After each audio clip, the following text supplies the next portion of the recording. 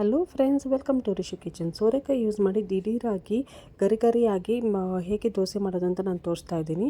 ಇದು ನಾನು 1 ಕಪ್ ಚಿರೋಟಿ ರವೆ ಯೂಸ್ ಮಾಡಿದ್ದೀನಿ, 3/4 ಕಪ್ಪು ಅಕ್ಕಿ ಹಿಟ್ಟು, ಸ್ವಲ್ಪ ಉಪ್ಪು ಮತ್ತು ಒಂದು ಅರ್ಧ ಸ್ಪೂನಷ್ಟು ಜೀರಿಗೆ ಹಾಕಿದ್ದೀನಿ. ಇದು ಎಷ್ಟು ಬೇಕೋ ಅಷ್ಟು ನೀರು ಹಾಕಿ ಚೆನ್ನಾಗಿ ಮಿಕ್ಸ್ ಮಾಡ್ಕೊಳ್ಬೇಕು. ಇದಕ್ಕೆ ನಾನು ಸೋಡಾ ಮೊಸರು ಏನೂ ಹಾಕ್ಕೊಂಡಿಲ್ಲ, ಆದ್ರೂ ಇದು ಗರಿಯಾಗಿ ಚೆನ್ನಾಗಿ ಬರುತ್ತೆ ಫ್ರೆಂಡ್ಸ್.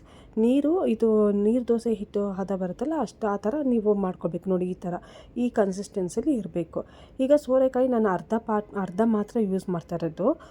ಅದು ಸಿಪ್ಪೆ ಎಲ್ಲ ಚೆನ್ನಾಗಿ ತೆಗೆದುಬಿಟ್ಟು ನೀಟಾಗಿ ತುರ್ಕೊಂಬಿಡ್ಬೇಕು. ಅದನ್ನು ನಾನು 1 ಈರುಳ್ಳಿನ ಸಣ್ಣಗೆ ಚಾಪ್ ಮಾಡಿದ್ದೀನಿ ಮತ್ತು ಕೊತ್ತಂಬರಿ ಸೊಪ್ಪನ್ನ ಸಣ್ಣಗೆ ಹೆಚ್ಚಿ ಇಟ್ಕೊಂಡಿದ್ದೀನಿ.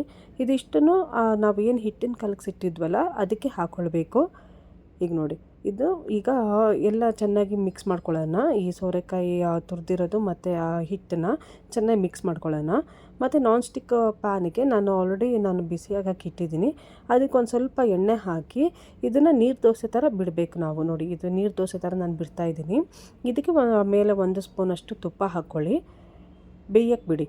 2 ಸೈಡು ಚೆನ್ನಾಗಿ ಗರಿಯಾಗಿ ಬೇಯಬೇಕು. ಅದು ತುಂಬ ಚೆನ್ನಾಗಿರುತ್ತೆ, ಕ್ರಿಸ್ಪಿಯಾಗಿರುತ್ತೆ. ನೀವು ಕೆಂಪು ಚಟ್ನಿ ಇಲ್ಲಾಂದರೆ ಬೀಟ್ರೋಟ್ ಪಲ್ಯ ಅಥವಾ ಮಾಮೂಲಿ ಕಾಯಿ ಚಟ್ನಿಗೆ ಹಾಕ್ಕೊಂಡು ನೀವು ಟೇಸ್ಟ್ ಮಾಡಿ ಹೇಗೆ ಬರುತ್ತೆ ಅಂತೇಳಿ ನನಗೆ ಲೈಕ್ ಮಾಡಿ, ಶೇರ್ ಮಾಡಿ, ಸಬ್ಸ್ಕ್ರೈಬ್ ಮಾಡಿ ಫ್ರೆಂಡ್ಸ್. Thank you.